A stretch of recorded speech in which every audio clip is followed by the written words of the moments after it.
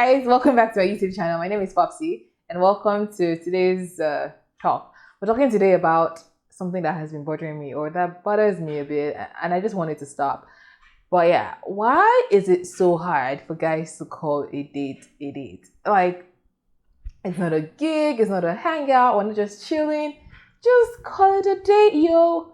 How hard is it? Like, I don't know. I feel like they say everything but a date. And like, this is a guy's guide to dating well. Number one, just call it a date.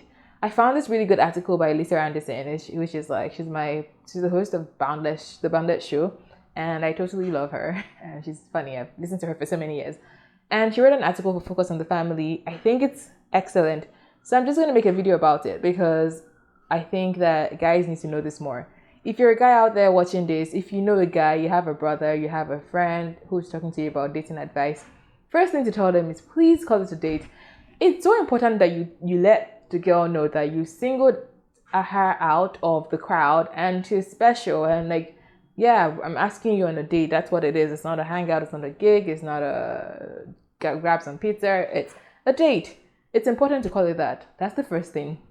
So once you've gotten that out of the way, success, you asked the girl out, she actually said yes, and you have somewhere to go. The next thing to do is have a plan. Having a plan means that you've thought this through from beginning to the end. Yes, things may go a little different than you expect, but ultimately, it's good to have a plan to start with. What do you want to do? Do we want to go bowling? Do we want to grab some pizza? Do we want to have a sit-down dinner? That's up to you as the one who's asking person out on a date. And the reason why it's up to you is because you're planning everything from beginning to the end. You want to know how much this is going to cost. You're paying, yes. Guys pay for the first date. I don't care how rich I am. It's the first date. You're taking initiative and you're doing the right thing and showing that you know what this is. This is not just let's see how things go. Ideally, if you're dating as a Christian, it's because you want to talk to someone and get to know them with the purpose of marriage in mind, and that's a lot of responsibility that goes into that. So if you can't pay for a date, what are we doing? Are you even ready to be dating? That's kind of what this is.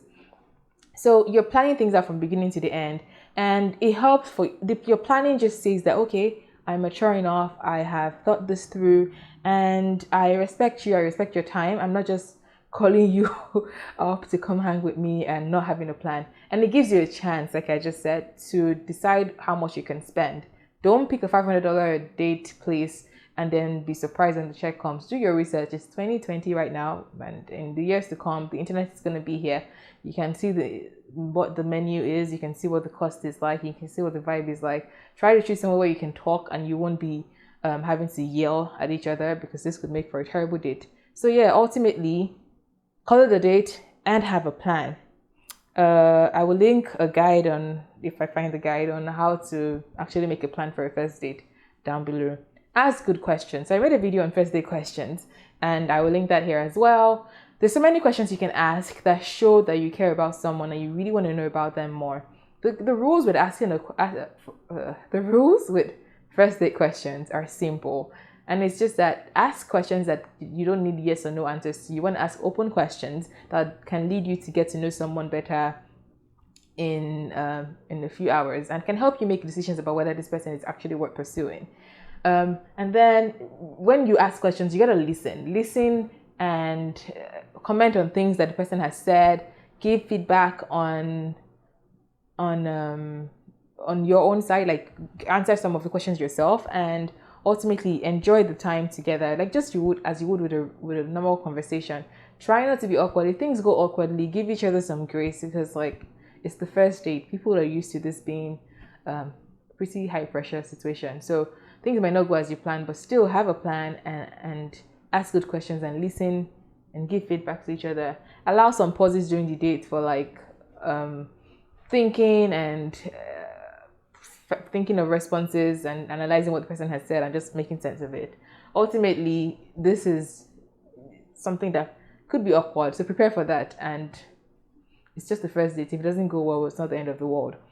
When I say ask good questions, I mean ask things about the person's work, the person's life, person's family, person's dreams, things that you want to know about, and it can give you a good picture of what this person is up to and what you're getting yourself into. Ultimately end the date well. So this is the last thing. This means that like you should think about if you enjoyed the time and ask the person if they enjoyed it as well. Some people might need some time to process, so if they need that, that's okay. But within a couple of days, either talk about whether you're pursuing this further or whether you are stopping here. If you're going to leave if you're not going to pursue something further, don't just leave them hanging. Don't ghost people. Say thank you for your time. I'm not interested in pursuing this any further. I appreciate your time and I wish you all the best. Something like that. And if you're interested in pursuing things further, say thank you for your time. I would love to do this again next week if you're open for, I don't know, dinner, a movie, something. And this time, hear what the person has to say. And honestly, if things don't go well, it's not the end of the world. Just don't make false promises. Don't leave people hanging. And man up. It's so rare these days to find people that are authentic, that take the lead, and all of that. So if you're one of the few people who's watching this video and planning a date, great job on your research in advance and researching things ahead of time. I wish you all the best and subscribe to this channel for much more content like this. My name is Fapsi. I have more tips on dating and avoiding situationships in my book, Situationship: How to Stop Breaking Your Own Heart. It's going to be available on Amazon and on my website by fopsy.com.